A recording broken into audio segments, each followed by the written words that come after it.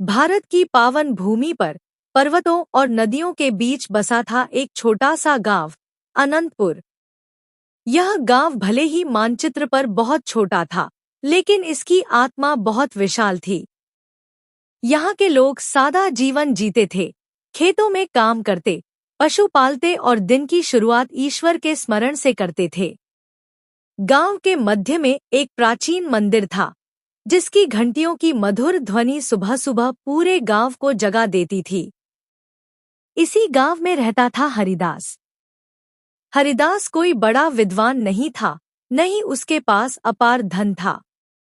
वह एक साधारण कुम्हार था, मिट्टी से बर्तन बनाता और उसी से अपने परिवार का पालन पोषण करता।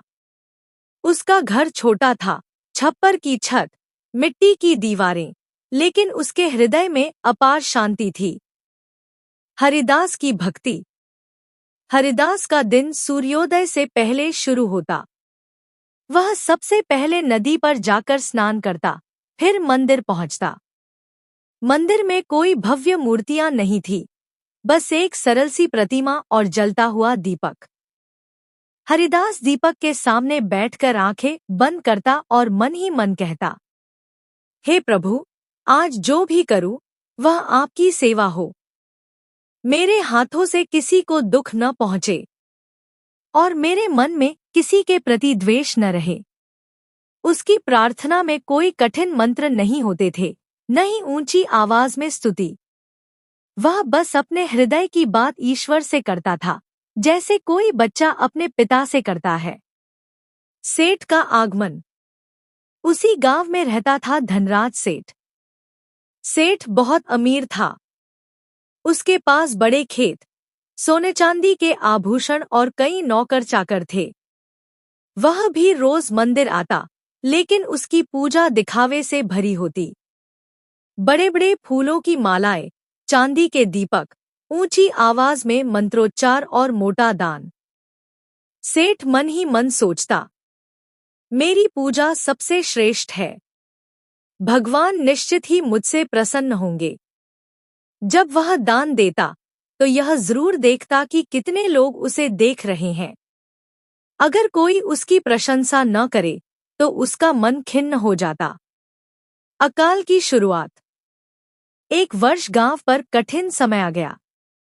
बारिश समय पर नहीं हुई। खेत सूखने लगे, कुएं का पानी कम होने लगा। धीरे धीरे अकाल के लक्षण दिखने लगे। गांव के लोग चिंतित हो उठे। सेठ धनराज के भंडार भरे हुए थे, लेकिन उसने अनाज संभाल कर रखना शुरू कर दिया। उसने सोचा, कौन जाने यह संकट कितना लंबा चले। पहले अपना देखना चाहिए। हरिदास के पास बहुत कम अनाज था। फिर भी जब कोई भूखा उसके द्वार पर आता, वह मना नहीं करता।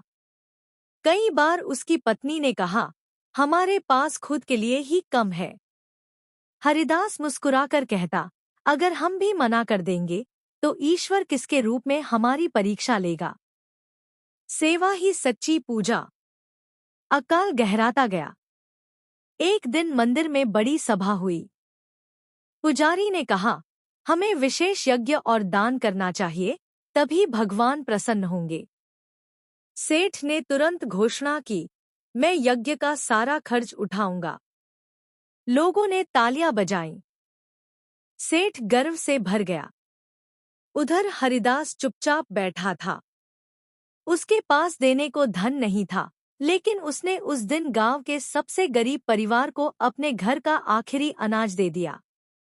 उस रात हरिदास भूखा सोया, लेकिन उसके चेहरे पर शांति थी। दिव्य संकेत। उसी रात गांव के पुजारी को स्वप्न आया।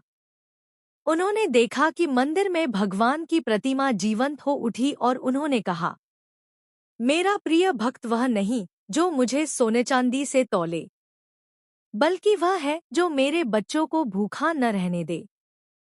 प्रातः पुजारी ने यह स्वप्न गांव वालों को सुनाया। सब चकित रह गए। सेठ को लगा कि यह बात उसी के लिए कही गई है, पर उसका अहंकार अभी भी पूरी तरह टूटा नहीं था। करुणा की वर्षा।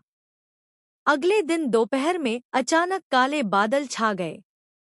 तेज हवा चली और मूसलाधार वर्षा होने लगी। सूखी धरती तृप्त हो उठी। गांव में खुशी की लहर दौड़ गई।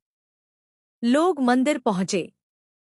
पुजारी ने सबके सामने कहा, यह वर्षा हमारी पूजा से नहीं, हमारी करुणा से आई है। सबकी निगाहें हरिदास पर जा टिकीं। सेठ धनराज का सिर झुक गया। उसकी आंखों में पहली बार पश्चाताप के आंसू थे। परिवर्तन। सेठ हरिदास के पास गया और बोला, भाई, आज मुझे समझ आया कि भक्ति क्या है। धन तो मेरे पास था, पर हृदय तुम्हारे पास। उस दिन से सेठ ने अपने भंडार खोल दिए। उसने बिना नामयश की चिंता किए अनाज बांटना शुरू किया। मंदिर की पूजा सरल हो गई, पर सेवा बढ़ गई। भक्ति का सच्चा स्वरूप। समय बीतता गया। अनंतपुर फिर से समृद्ध हो गया। हरिदास वही रहा, सादा, विनम्र, प्रेम से भरा। लोग उससे पूछते, तुम्हें कभी यह नहीं लगा कि तुम्हारी भक्ति छोटी है?